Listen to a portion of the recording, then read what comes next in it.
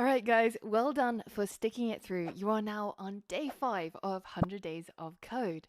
And today I've got a fun project for you.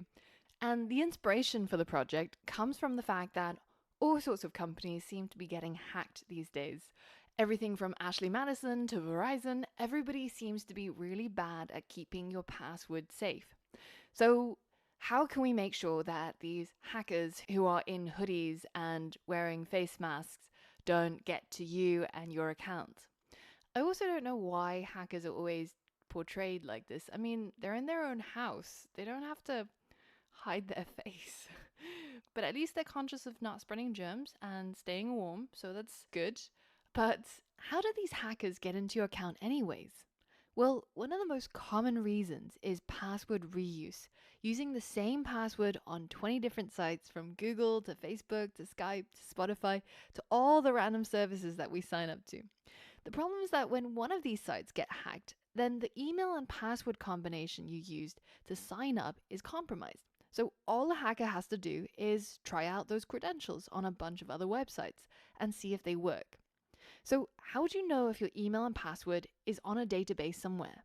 You can head over to haveibeenpwned.com, notice the spelling there, and type in your email to see if it was involved in a website that had been hacked. So let's try an email here, elon@tesla.com.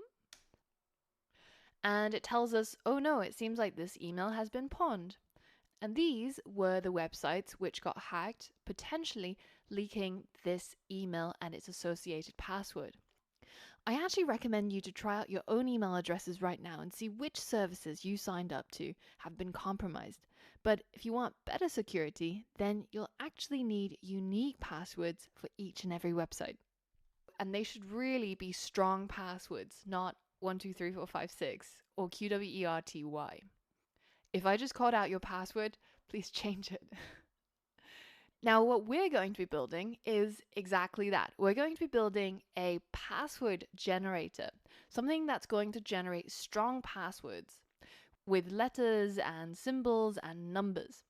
First, it asks us how many letters would you like in your password? I would like 12.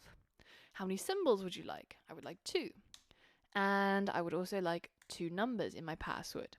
And then I hit enter and it gives me the password that it has generated with 2 symbols, 2 numbers, and 12 letters. So that's a pretty strong looking password, if you ask me. Now I can use this and update my passwords to something very strong and very secure. So this is what we'll be building by the end of today.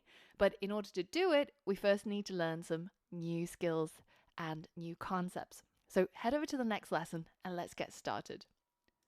The first topic I want to talk about today is the concept of loops, things that have to happen over and over and over again. The first type of loop I want to introduce you to is something called the for loop, and it can be used really easily in combination with something we learned in yesterday's lessons, which is lists. By using a for loop like this, we can go through each item in a list and perform some action with each individual item. So let's try it out in practice. In order to follow along, go ahead and fork the day 5 start REPL. And once I've explained the concept, then I want you to try it out yourself. But first, let's say we had a list called fruits, and it contained 3 items, apple, peach, and pear. If we wanted to access each item in this list individually and print it out one by one, then we would use a for loop.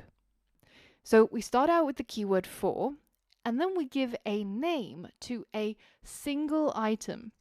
So in this case, we might call it fruit. And then we use the in keyword, and finally the list that we want to loop through, which is our fruits here. Now we cap it off with a colon, and we go on to the next line and notice how it's indented there. Now I'm going to go ahead and print the value of each of the fruit variables. And if I run this code, you'll see that it loops through my list of fruits, and for each of the fruits inside the list, it prints it out into the console apple, peach, pear in that order. Now, the important thing to realize here is that basically you can imagine that behind the scenes, what this code is doing is it's taking this list of fruits and it's assigning a variable name, fruit, to each of them. So the first time this runs, fruit is equal to apple. The second time this runs, fruit is equal to peach. And we can see this even more clearly if you run it through the Thonny IDE, which I told you about at the beginning of the course. Now, if I go ahead and click on the debug icon and I step into each of the steps, you can see first it establishes that we have a list of 3 strings, apple, peach, pear, and then we go into the for loop. Now, notice on the right here, I've got all the variables being accounted for. And the first one it's noticed is the variable fruits, which holds a list of strings. Now, as I continue into the for loop, notice how it's going to look through this list of fruits, and it's going to assign the variable name fruit to each of the items, starting from the first one, apple. So now, by the time it's reached line 3, we've already got this variable called fruit that's been assigned to the value of apple. And so at this point, printing out the value of this fruit, it's obviously going to print out apple, as you'll see in the next step. There we go. Now, once I'm done here, then it's going to loop back to the start of the for loop. And now this variable fruit is going to be assigned to the next value inside the list of fruits. So now notice how the variable fruit is attached to the value peach. And then it continues this and so on and so forth until it prints out each one of the fruits. And this really emphasizes the most important aspect of loops. The loop allows us to execute the same line of code multiple times. In this case, we're executing the print statement 3 times, but our for loop isn't limited to just executing a single statement. We don't just have to print out the name of an item in the list. We can execute a whole block of statements multiple times, and we can do many things inside this for loop, and by inside, I mean indented. So let's say that in addition to printing out the fruit, I'm going to write another print statement, and I'm going to not only print out the name of the fruit, but I'm also going to say fruit plus space plus pi. So when I run this code, what do you think will happen? Well, it prints out apple, and then it prints out apple plus pi. And then it goes back to the start and it assigns the variable fruit to the next item, peach, peach pie, pear, pear pie. So this is how we can implement a simple for loop that loops through a list and assigns a variable name to each of the items in the list in order. And then inside the for loop, after the colon, after some indentation, we can do something with that temporary variable for each of the items. Now, I've been talking a lot about the concept of being inside a for loop versus being outside a for loop. And this is really, really important. Whenever you see a colon, say in our if statements that we saw previously or the for loop that we're using here, the indentation is really, really important, because if it's indented, then it means that it's inside the for loop and these instructions will get carried out for as many times as the for loop will need to repeat. Now, if I decided that I wanted to, say, print my fruits, so my list of fruits up here, and I put it inside my for loop, so indented after the for loop, then as you can imagine, it's going to print that for as many times as the loop runs, which is going to be 3 because there's 3 items in our list. Now, if I had indented that back to the beginning, so now it's no longer inside the for loop, then it's only going to print once, and it's going to print it after the for loop is done. So notice how it's doing the whole apple, apple pie, etc. And then once the loop is finished, then it jumps to the next line and carries out this instruction. So the indentation is really, really important, and you have to be really careful with this. Have a play around with this code And if you're still struggling to see how it works, then move the code over to Thonny and step through each step one at a time and see how it works. But I hope you're starting to see how loops are really handy at executing an instruction over and over and over again, getting the computer to save us time and energy. A really good example of when loops would come in really handy is, you know how Bart Simpson gets punished and has to write out a sentence over and over again on the blackboard? Well, if only Bart was a programmer, then he would be able to use loops to do this, and he would be able to chill in the corner. Now, once you're happy with this type of for loop, then head over to the next lesson where I've got a coding exercise that's going to put your knowledge to the test. All right, so I'll see you there. Head over to day 5.1, the average height exercise. Now, the instructions are that you're going to write a program that's going to calculate the average student height from a list of heights. So, for example, let's say we had a list of student heights that looks something like this.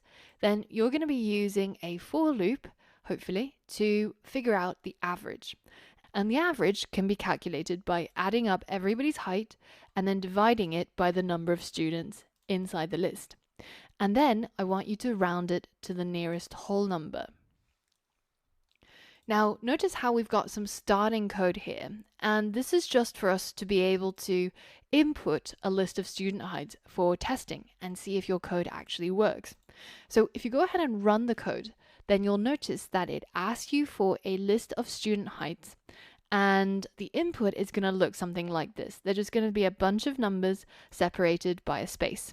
So if I go ahead and paste that in there, then I hit enter, then notice how this line on line 5 is going to print it out just as a normal list full of numbers. Now, Python has some really useful functions, as we've seen. We've seen that we could use the len function to calculate the size of a particular list. So if I go ahead and print my length of student heights, and then I paste my student heights in here, then you can see that I get 5 printed by calculating the number of items in here. Now, Python also has something called sum, and this gives us the total of all the items from a list. So in this case, all of these added up would be 857. Now, your job, though, is to figure out how these functions actually work under the hood. In order to fully complete this challenge, you can't use the len function or the sum function. Instead, you have to figure out another way through the use of for loops where you can add each of the items inside the list together, and you can use a for loop to figure out how many items there are in this list and use that to calculate the average. So you can't use either of these functions, and instead you have to rely on what you learned in the last lesson to complete this challenge. So have a think about it, and once you're ready, give that a go.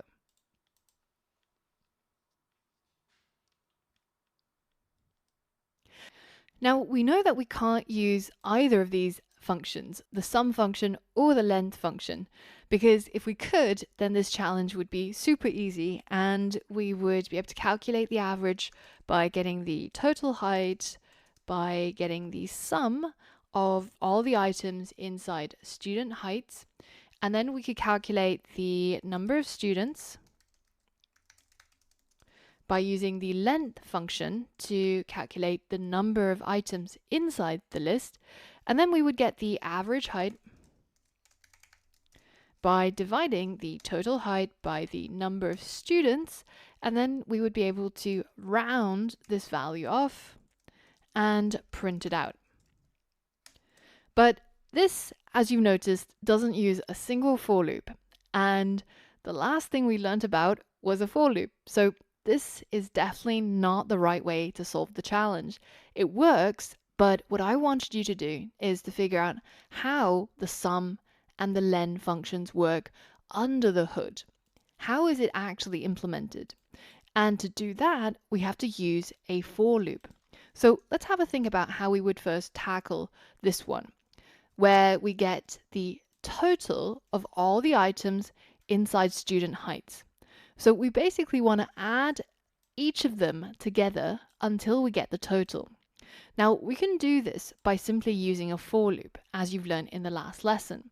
So if we start off total height as 0, and then we write a for loop and we say for height in student heights, and then we add a colon, then now we're going to loop through each of the heights inside this list, and we're going to add it to our total height.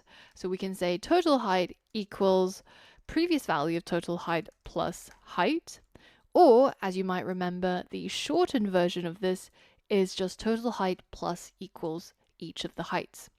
So now we can go ahead and check whether if this worked by printing out the final value of total height. And notice how I'm doing it outside the loop by making sure that it's not indented like this.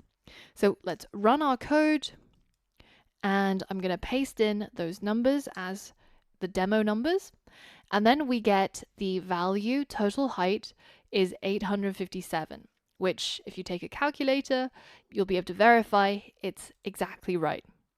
So now we've basically replicated how the sum function works.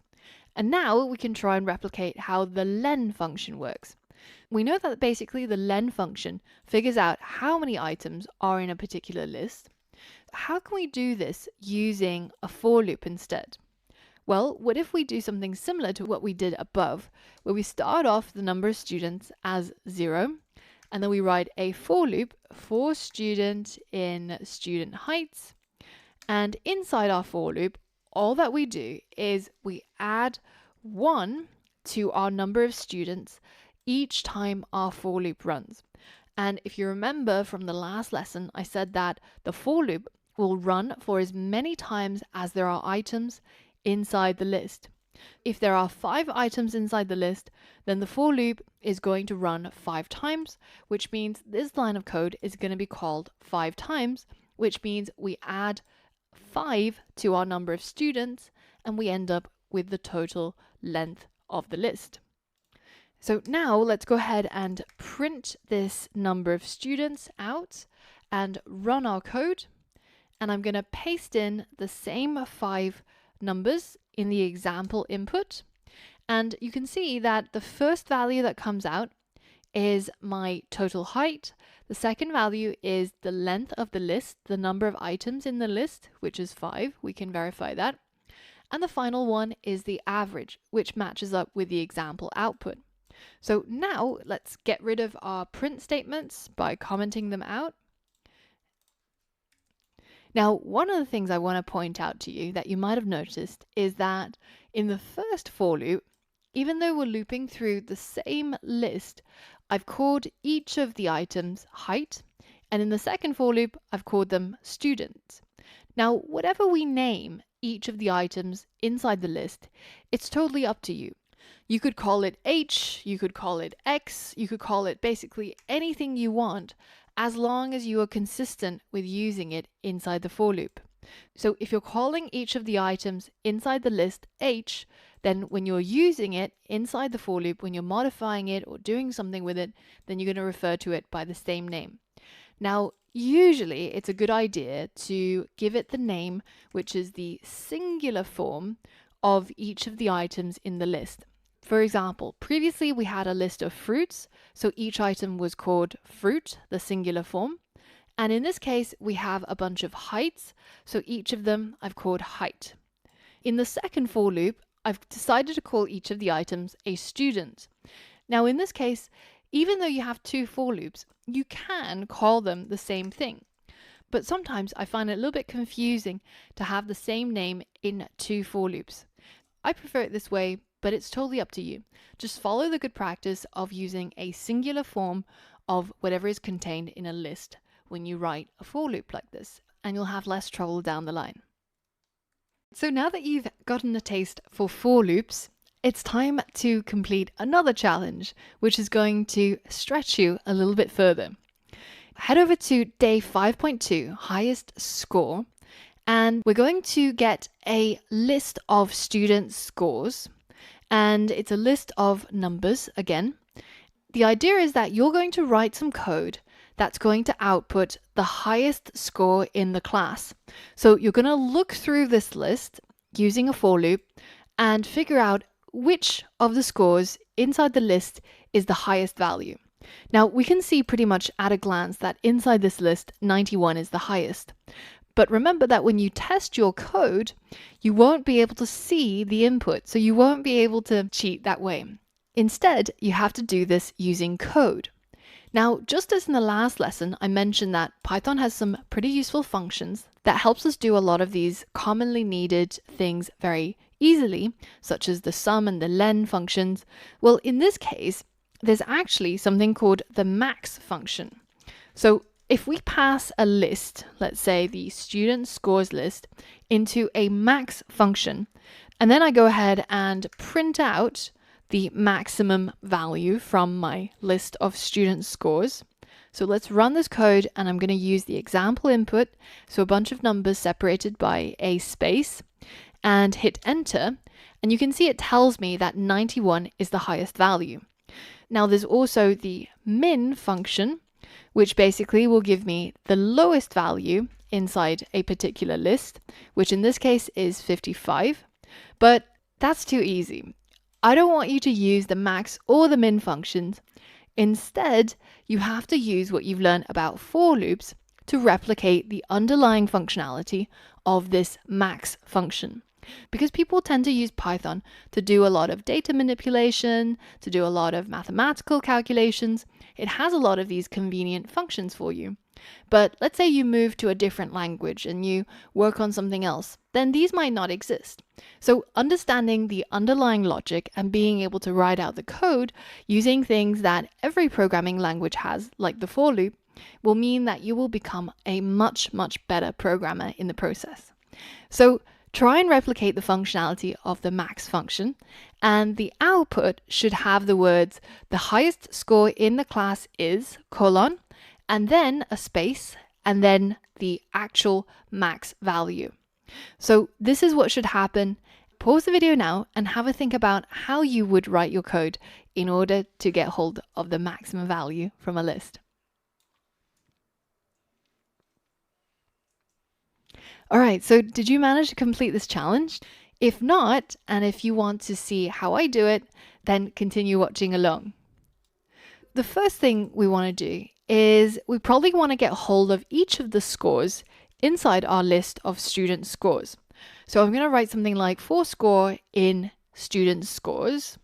So again, keeping that convention of singular from plural. Now inside the loop, what can I do? Now let's say I had a variable called highest score, and I'm going to start it off as 0. And then inside my loop, I can use an if statement to check, well, is the current score that I'm looping through greater than the highest score that I've got? Well, then if so, that means this current score should actually be the highest score. So I can set my highest score to equal, single equals means a sign, double equals means checking, remember? And this loop will continue running until I've checked through all the scores inside my student scores, and I've got the highest score stored inside this variable. So now I can go ahead and print the sentence. The highest score is this particular value. So I'm going to use an f string to insert my highest score variable inside here. And if I run my code and use this example input, then you can see it tells me the highest score in the class is 91, which matches exactly with the example output. Now, if you're at all confused about how this code works, then I recommend, again, pasting it into Thonny like this. So you've got a list of scores, and then you've got the code in the solution, and click on debug, and you can see how we actually step through each of these stages, where we start off with a highest score being equal to 0. So that's where it is. And then we continue into the loop where we go through each of the scores inside the student scores. So the first one is going to be 78. So now we've got this variable score, which is tied to the value 78. And then we go and check if the score, which is 78, is greater than the highest score, which is 0. Well, that's obviously true, right? So if that's true, then it's going to carry out the next line of code, which is that the highest score is now equal to score. So now notice how this highest score variable is going to update to the first value because 78 is greater than 0. Now we go back to the start of the loop and we go to the next value, 65. And 65 is now checked against the highest score. Is 65 greater than 78? Well, no, that's not true. So this is false, and so the highest score is left alone. And we continue back to the next value. So now our score is equal to 89, and our highest score is still equal to 78. Is 89 greater than 78? Yes. So now we reset the highest score to the new value, which is 89. And it continues this loop until it gets to the end and it's found the highest value and it prints it out into the console. Play around with the debug and step through each of the stages to see how it works and compare it with what's happening with each of the variables on the right. This is a really, really useful way of wrapping your head around all of this complex looping and conditionals. And once you've understood everything that's going on, then you can continue to the next lesson where we're going to talk about another type of for loop, the for loop using a range operator. So for all of that and more, I'll see you on the next lesson.